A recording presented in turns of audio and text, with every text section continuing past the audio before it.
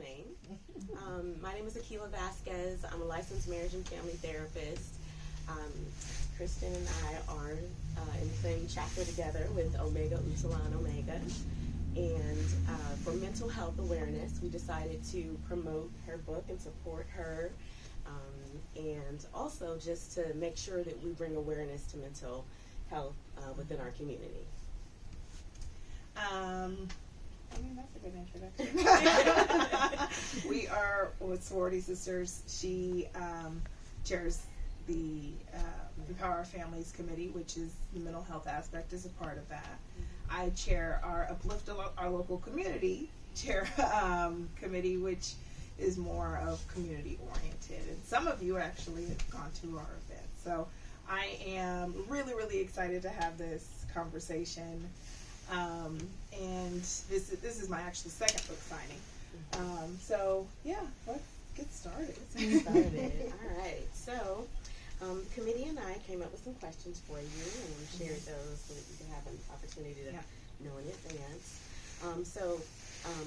They're kind of wordy, but there's a lot. Yeah, there's a lot of information that needs to kind of go out as it relates to mental health. So when we think about the stigma that surrounds mental health in our community, can you talk about your journey and what made you decide to share such an important truth, your reality, and experience with anxiety, depression, and suicidality?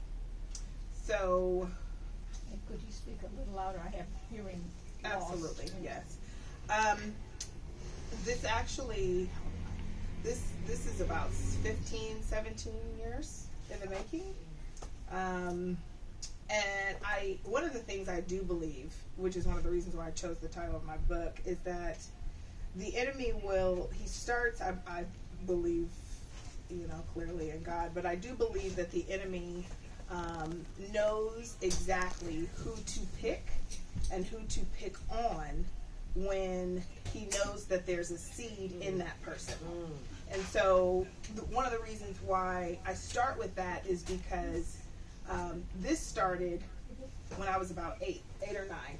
And so I was struggling with feeling as a child, and I was very heavy, and my weight often was a point of hiding for me. But of course I was going through the emotions of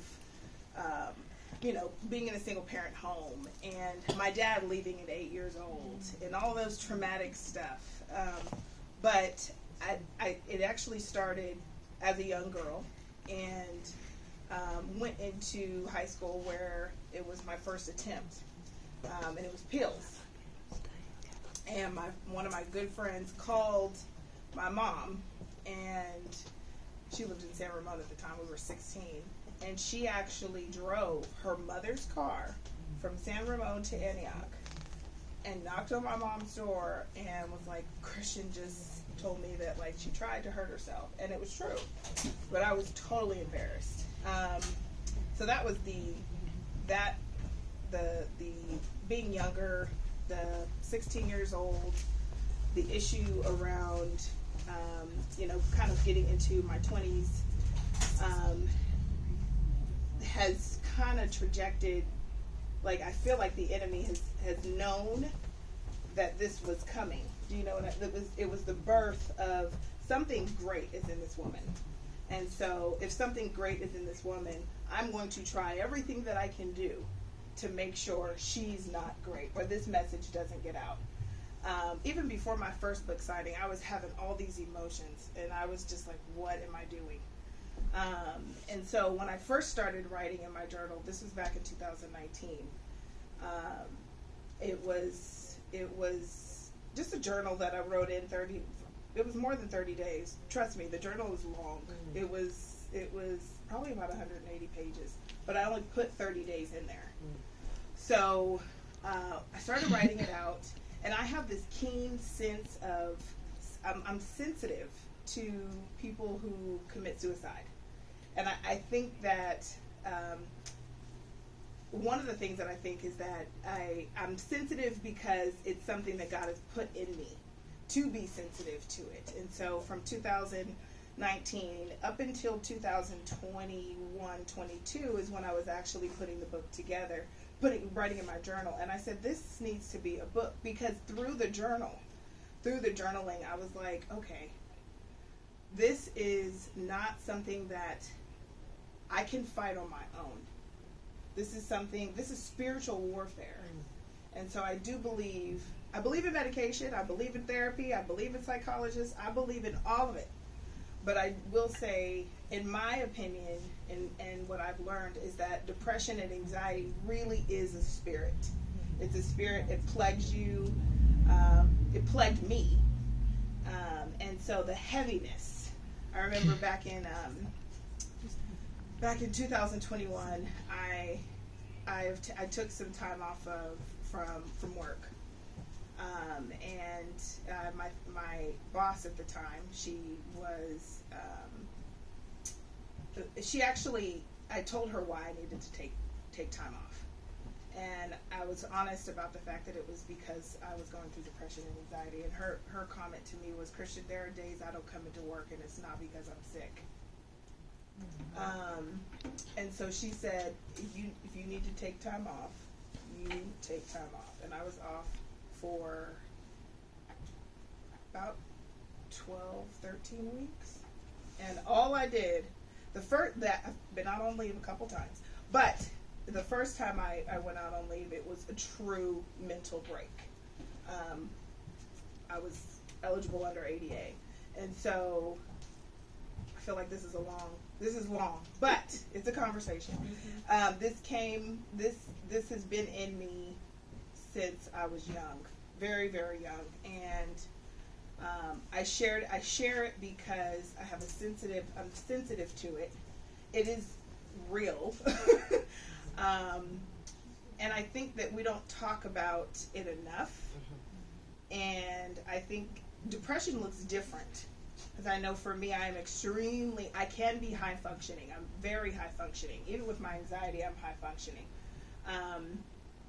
But that looks different for somebody else. And so I think one of the reasons why I really was like, I have to get this out, is because as I was going through the process of applying the word, thinking about, okay, what does this actually mean to me? And what does this look like in my life?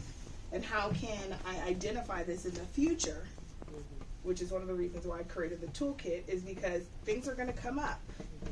And so if things come up, how can I handle it? Because I've seen it before, right? I've seen the emotion, I've seen the depression, I've seen the anxiety, I've seen all of it.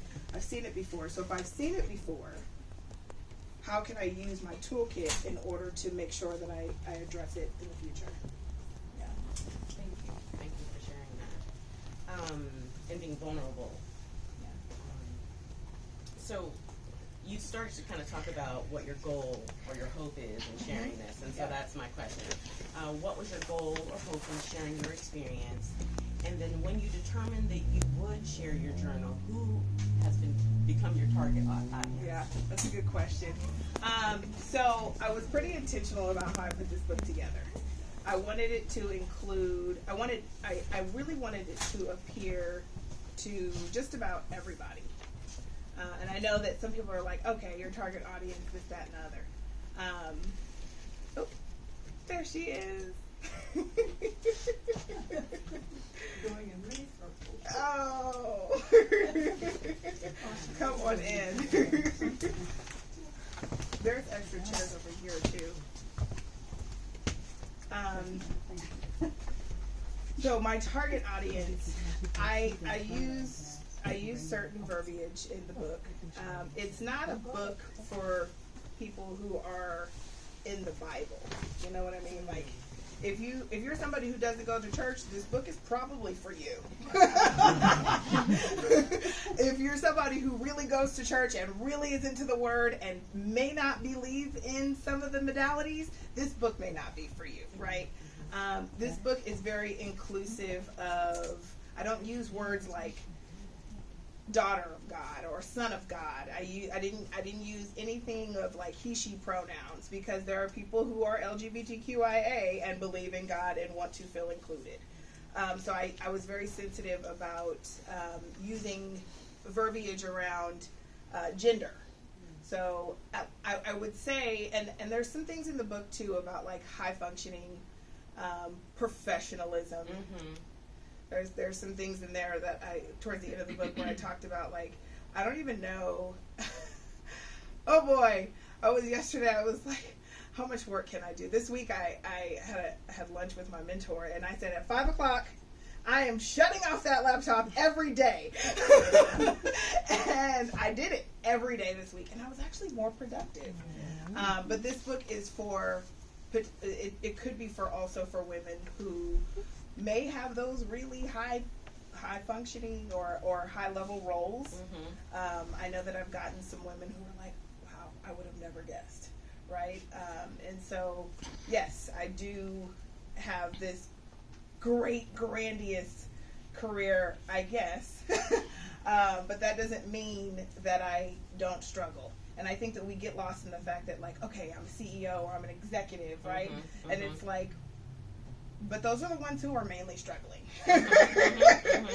It's either alcohol, addiction to sex, depression, they use drugs, like it's anything. You just see what I mean? Like, and I'm not saying it to all of them. What I'm saying is, for me, I know that in the morning time, I gotta take my Lexapro. I gotta take my medication, and for a while I was like, okay, I can't do this medication stuff. Like, it was hard. I didn't consistently do it for a long time. Because I had a hard time with believing that I could be reliant on it, right? Yeah. And so I'm someone who tends to be like, I can do this, I got this, I don't necessarily need that. But then it got to the point where it's like, okay, I did need it. Because I got off, then it went really bad. Then I said, okay, I'm going to get back on. Then it got bad again. And so it's something that I consistently had to do. So my target audience really, and I think I'm still kind of defining what that is, but working professionals, those who may not be super comfortable with being in church, but want some sort of comfort in knowing that it's not a sin to feel depression or to be depressed or to have anxiety. And so I would say no specific age group, just for anyone who might be experiencing some form of depression or anxiety or just grief. My best friend, her dad just died, and it was not expected. To some degree it was, and then it wasn't. And so she mentioned something about how she heard a sneeze the other day, and she lost it. And so she was like, this looks so different. So grief also looks different. So yeah, those, I would target audiences, a little bit of mix of every, a little bit of different demographics. Yeah. Men, women, non-binary. Yeah, so when I think about who you are as an African American woman who has achieved, status within your family, within your community, and I think oftentimes, especially because of who we are, right? Like, we are seen in the community. We do a lot in the community. We have a lot of responsibility in the community. Yes. And so oftentimes we can struggle with superwoman syndrome. Yeah. And essentially that is needing to be everything to everybody, because everybody relies on you anyway, right? Yep. They come to you to do everything. Yeah. Co-workers, family, whether you're a parent, you're in the sandwich generation, you have a lot of responsibility. And so do you believe at some point, because you said it started earlier in your life, but that has also contributed to having depression, anxiety, grief? Yeah. Yes. This is a loaded question. It is. Yeah. And I love that this is a safe space. There are tons of African American women here. it's almost, and I know we say it all the time, it's like we have to fight so much harder, right? Like we have to do extra. I remember we literally have to do extra, and that has taken a toll. But I've also been in spaces where I was the only woman, and I was, especially in finance, I was the only woman of color, and I'm sitting in a room with white men, right? And so either white men or men who are from Southeast Asia, believe it or not. So, and I have to appear, and I'm young, so I have to appear as if I know what they're talking about. And so you don't want to ask the wrong question, but you do want to ask the right question. You want to make sure that you sound like you know what you're talking about. So a lot of people always ask me, like, do you have a hobby? Yes, I do, but a lot of my free time was spent, especially in the earlier part of the stages of my career, was spent researching those things. So I was like, okay, let me write this down, let me write that down, and I would go and I would teach myself. So yes, I didn't do a lot of the getting out and doing all that young people stuff. Like, I didn't get to do that, but I focused on, and I will say that took a toll on me mentally, for sure. One of the things I think that I'm in now is that, yes, I've achieved this great status that you talk about, but there is a lot of mental anguish that comes with that. Yes. And I didn't realize that it came with that. And one of the things that's been really, really, really important is setting boundaries. Boundaries with myself and boundaries with what I can take on. It has been very challenging. Very challenging. I think that one of the things that really, for me, is that I try to be inclusive of, like, Hispanics and all different races, right? And so because I am trying to pull other people in, it's almost as if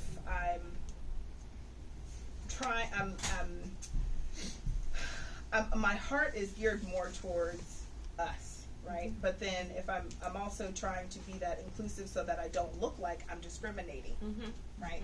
Because you can't just only do us. You have to include everybody. You do.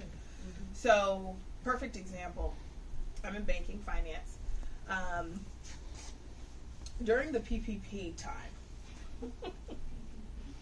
PPP loan, when the pandemic first took place, they were offering PPP loans out to small businesses, which later became grants, which was essentially free money. Okay? They closed my financial center. Yeah, because all my team went out, which I internalized. I did. I was like, why is everybody, like, leaving me? Well, everybody had COVID, Christian. It had nothing to do with you. So they closed my branch. They closed my branch, and then they put me into another office where all I did was PPP loans for at least 4 or 5 weeks. And my portfolio at my branch was less than 8% black. I was in the Marina District in San Francisco. So I already got questions of, how'd you get here? What school did you go to? As if being in this role means I have to be educated, right? And so when I would talk to my hairstylist, one of my hairstylists in Oakland, she had her tax returns. They looked legitimate. She made, I think, like in the 80s, 90s, as a hairstylist. She was eligible for PPP loan. Okay, and they needed it. We went through the process, pulling tooth and nail for a hairstylist who had 3 years of tax returns. Mind you, like, there was another tennis company that I was doing the same loan for, and it was smooth. And so there was a consultant for another African American business. The business owner, I was almost forcing him to do it because he was like, I don't believe it's going to be a grant. I don't believe it's going to be a grant. And I'm telling you, I see that this money they're shelling out cash. And this is free, I promise. But that level of trust, right? And so as a Black woman, right, in that situation or in that scenario, was that exhausting? Oh my goodness. Because there were organizations and businesses who were saying, well, we don't really need it, but because it's available, we're going to go ahead and take advantage of it. Which they should, right? Absolutely. But every business should. Yes. And so that is one scenario in which, as a Black woman, I've been in those status positions where it's like, okay, I'm able to have a seat at the table and have a voice, but I'm pulling tooth and nail because they don't really trust the system. So that has been exhausting. But then to the same degree, you know what? I can't carry the fact that the people just do what they do because those are the tools that they have. And so my job is to educate. At the end of the day, I need to be able to sleep at night. I need to be able to take care of myself. And so if that means that they don't necessarily kind of trust, I've educated, I've done my due diligence, right? Then I need to leave it alone. Yeah. And I need to trust. Right. So what I think I'm hearing you say is like, you are only one person. Literally. Right. And you can only do so much. But I think we often carry that burden when we are the only one. Right. Yeah. When I can say for myself, Yeah. oftentimes when I go to trainings, I am the only Black female therapist, only Black person in the room, right? And so oftentimes there's that pressure, the need to show up and be on all the time. All the time. I had a girlfriend made a comment to me about someone who made a comment to her about the fact that Christian is always so put together. But I'm not. and so that's what you real, see right? Is someone who's put together. Right. Yeah. But that is the need to be on, right?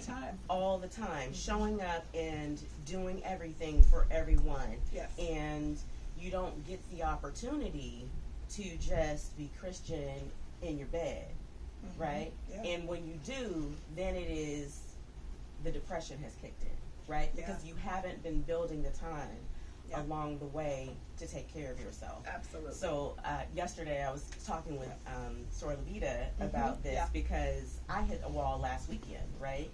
I had been going for months, and here comes the chapter meeting where I'm supposed to present to the chapter, and I got sick. And I texted you, I was like, where is she? Everybody's texting me like, because Akila shows up, right? Akila is always there. It was just strange you weren't there. Right. Yeah. And I hit a wall, and I felt so guilty that I couldn't get out the bed. And thank goodness Sir Charles called me up and said, I can do this for you. Because I probably would have dragged myself out of the bed sick, and I didn't want to. I wanted.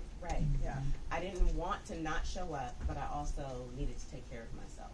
Yeah. And so that can show up in illness, right? Physical illness when we don't take care of ourselves, when we push ourselves for everybody, and even ourselves pushing too much.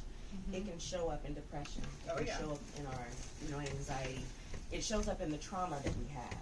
Right, that we hold in our bodies. I was super vulnerable. Not in the book. Christmas Eve. It was a while ago, more than 3 or 4 years ago.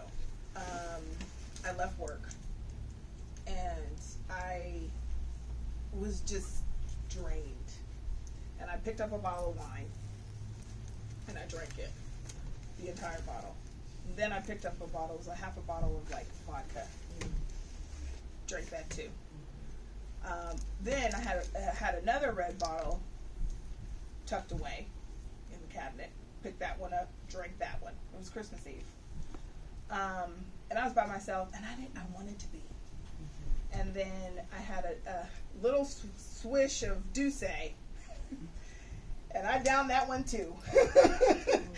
And it was in one night, and I remember this very vividly, and I woke up and I said, there's a problem here. And so depression can look like me having, and that wasn't the first time. That was something that my therapist had to help me realize, that there is an alcohol problem on the brink here. Because I was functioning. She's going to this event. She's going here. She's doing that. Not knowing, like 2 weeks ago, girlfriend downed 4 bottles of alcohol.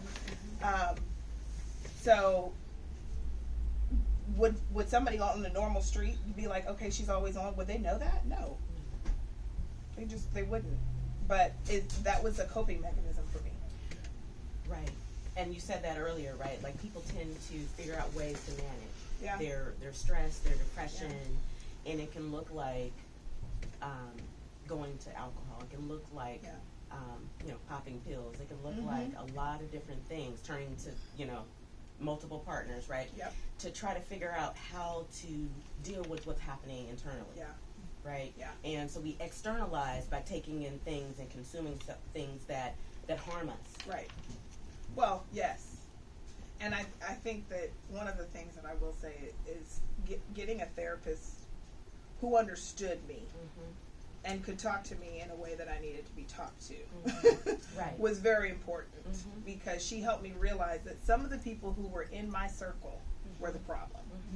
And so it is okay to have relationships, but there are certain things, and even with family, family especially, because that's where we lack boundaries the most. I've learned and had to learn to navigate some of those relationships, and I'm still learning how to navigate some of those relationships, because those are often some of the triggers and some of the reasons why I do have covered up, and why some people do what they do, right? So I do think that some of this is also what we have around us, what we allow around us, which I do think that we're always learning and growing and evolving. I mean, we have to think about, in our community in particular, we have systemically been trained from the outside, right? Also in the inside, right? So as you were talking, I think about how, as children, we're told, a lot of children are told from their parents, you don't say no to me, right? And then that teaches children to have a lack of boundaries, right? I don't get to say no. I don't have a voice, right? And if you're told that in the home, then you try to go into the classroom, and the teacher is the authority in the classroom. Now you don't have a voice in the classroom. Now you've learned, okay, when I go to work, now my boss tells me I don't have a voice at work. So now I'm inadequate. So you have all these internalized messagings that you are dealing with, and ultimately it becomes more about self-harm and figuring out, like, I don't have a voice anywhere else, so how do I handle my lack of control in my life? Well, I can control how much I drink. Or that's what how much I eat, right? How much that I was eat. a thing for me too. Right? I can control how many people I sleep with. I can control, and all these things start to be, I can control this. Because I don't have control in any other area. Correct. So, thank you. I got locked out here for a second. That was a good conversation. Yes, it was. So. One of the things that I often tell my clients, and you started to talk about this earlier, is about creating, we call it RAP, right? A Wellness Recovery Action Plan. Okay. And you called it your toolbox, mental health toolbox. And so, can you talk to us about what your mental health routine or regimen is? Yes. And, what that looks like for you today. Well, I am a big self-care girl. And self-care looks different for everybody. Absolutely. But one of the things that has recently worked is one of the things I've realized with work especially is that the work is going to be there whether I work until 9 o'clock or I work until 5. And what I have found is that I'm actually way more productive if I cut off at 5. But one of the things that has worked is making sure that I know this sounds simple, but walking. It has been a huge thing for me. 30 minutes a day, 20 minutes a day, walking. but I also listen to I listen to sound bowl music, and so I normally will lay on the floor, and my legs are I'm laying on the floor, and my butt is up against the couch, and my legs are on top of the couch, and so I'm laying just quietly, and I'm letting the sound bowl music just take me away, essentially. So that's one thing. It sounds like meditation. I do that. I do I know self-care. I love my Peloton.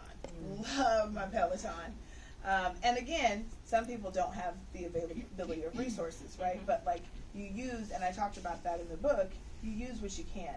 I do believe in a sick day. I manage 35 people, and I'll tell you, I'm probably one of the most understanding people ever. Because if somebody tells me they need a mental health day, take it, right? This branch, or whichever branch you're in, will function. We will function. Now, is that hard sometimes? Yes, it is. It's challenging. But I know that people really do need a break, right? Including me. And so I am very transparent with some of my leaders who oversee all the offices. Like, I don't have it today, y'all. And they know when one of them in particular, like, he'll check in with me and just be like, so are we good today? You're good today? I'm good today. So like, I'm transparent with who I can trust. And even that you have to be careful with. Learning that. So I'm transparent in the fact that there are some times where it's like, okay, I do need a break. And then there are the things that I listen to, things that I allow into my space, into my home, in terms of like messages. I have, I'm sure you all know Sarah Jakes Roberts. I love her. She has always been a pillar for me. I call him Daddy Jakes. Daddy Jakes is one of my he brings me to a place where I'm like, oh, I'm grounded again. And there's a couple other messages that I listen to regularly. I normally am always someone who is very involved, no surprise, in church. And so for the past, which has been something that has been mental anguish for me, in the past 3 years, I've not been a part of a church. And that has been challenging to admit. But I haven't been a part of church because I'm still grieving my experiences from other churches. And I do know that is grief. Church hurt, yes. I do know that. I know it's grief, right? And I know why it happened. I understand the other side. But haven't necessarily abandoned the idea of like, okay, I visit this church or I visit that church. So something as simple as being in the praise and worship team, my soul deeply misses. I was on my way here and I was singing a Maverick City song, and I could just feel it inside of me that I was missing that connection, right? Like, you can worship in your home, but there's nothing like being in the presence of God, right? It's like when you actually are in that moment and you get to lead it, oh, it's like there's something, the connection. And so I think that I'm still trying to find my way back there, however that looks. But taking days off is a thing for me. Going for a walk. I love exercise. I don't do it just for weight loss at all. I do it for my mental. I love to color. I love to color. And I collect things. I collect rocks. People actually don't know that about me. But like, I like to do little things here and there that really just make me happy. Like organizing my shoe closet in colors.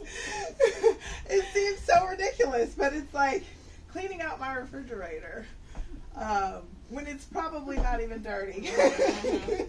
And so what I think I'm hearing then is that you have physical things that you do, you have mental and emotional things that you do, you have spiritual things.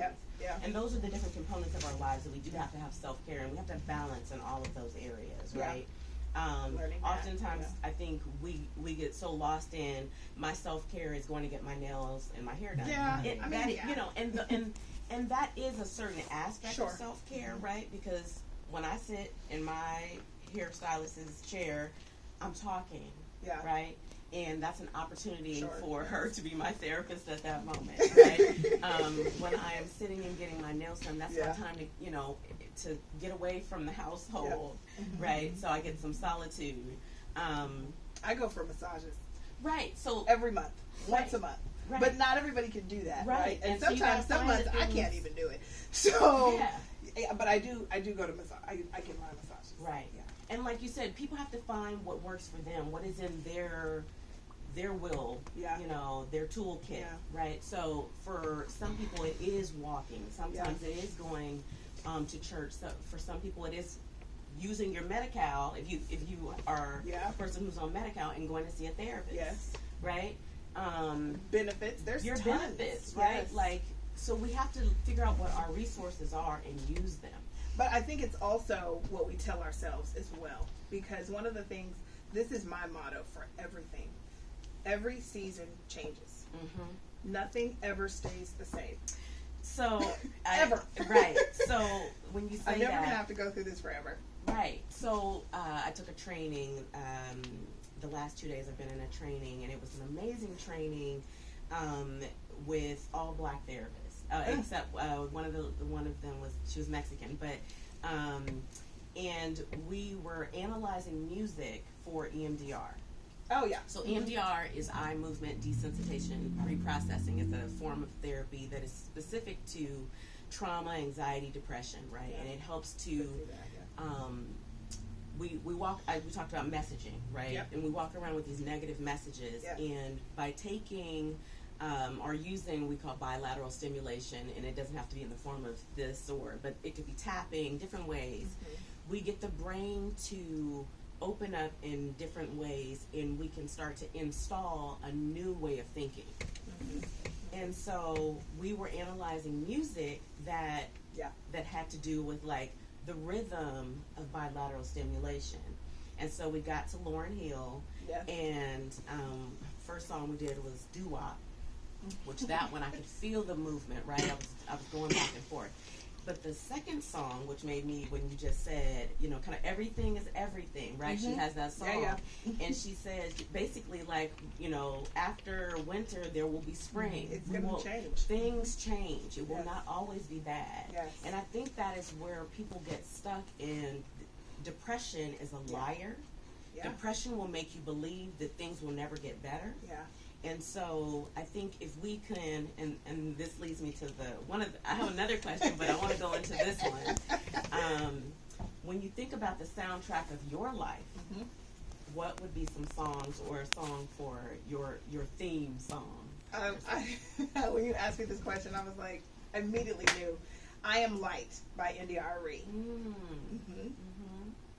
All she says, the whole song is I am light. Mm-hmm. Yeah. And that's the mantra, right? Mm-hmm. When you think about Yeah, that's my song. the hook or the verse, I guess, or whatever the kind of repeated word in the song, Yeah. if you think about a lot of songs, there is something that is repeated that hopefully gives you light, that Yeah. gives you a message of how to keep going. Yeah. In the Right. song she says, I'm not the things my mother did, and I'm not the things my father said. Mm-hmm. There's some other stuff in there too. Mm-hmm. But that song is absolutely the soundtrack of my life. That's beautiful. Thank you. Thank you for sharing that. So the last question. How do you believe we can bridge the gap between generations, older, younger, the sandwich generation, to break the stigma of mental illness or people struggle with the language around that. I sometimes struggle, and I'm a therapist. To normalize therapy and seeking support so that we can have a regular health regimen. Well, I think that I work with 5, 6, almost 6 generations. I gotta say, some of our older generation, it shows up in them.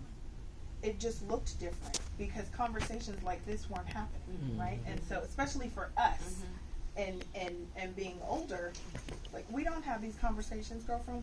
We have to. Our husbands need us. Our children need us. Our homes need us. There is no time to pause, right? There is no time to be. But I have to say that is changing. Even for our older generation, they are wanting us to have these conversations, right? It's like they're like sitting with us, talking with us. I have to say, majority. One of the things that I have to say about my mom was that when I told her that I was going to be on medication, she was like, "How can she support?" Right? And she even started to go into therapy herself. I was like, "Well, maybe I need medication too." And so it really, I do think that a lot of this was already here. It's now becoming a conversation in which people are becoming a little bit more comfortable with. I do think that it's important to find the right therapist, though. Absolutely. I've had situations where I'm like, okay, I was with a white man, I was with a Hispanic woman, and it's not always about race, right? It's also about technique, talk therapy, some of EMDR. EMDR went through that, and so I do believe that it's finding the right path. I had somebody ask this question at the last book signing. They were like, well, what if I don't even have a therapist? What if this book is where I'm starting? That's okay too. And I was like, that is fine, because what it'll allow you to do is in the toolkit, it encourages you to say, okay, what does my mental health toolkit look like? What are some things that I can do for me in times where there's despair, in times of I'm stressed about money, because I talked about that in here. In times of I'm having an issue in my marriage, that's in the book. I talked about having gone through a divorce and what that did for me. So I do think that we are, because this is a conversation that we're having now regularly, which I do think we need more of. People are becoming okay with being vulnerable, right? It's almost like a show me, tell me type thing. And I hate even using that because one of my old bosses, who I did not like, used to say that.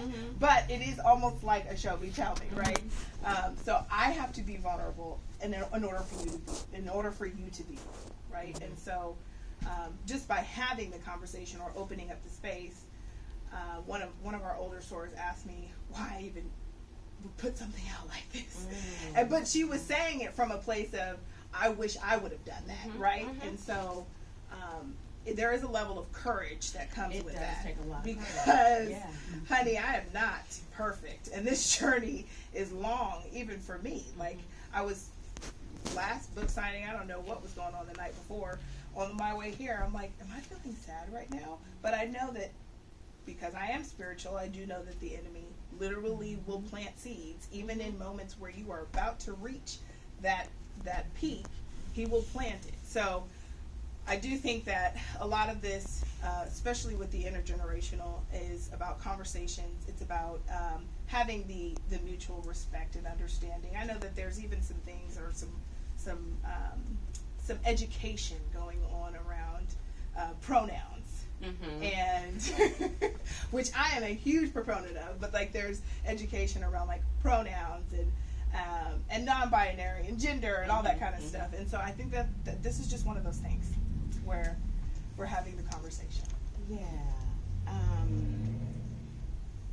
I think that we have to definitely get away from using language. Like even, we often will say, so-and-so is crazy.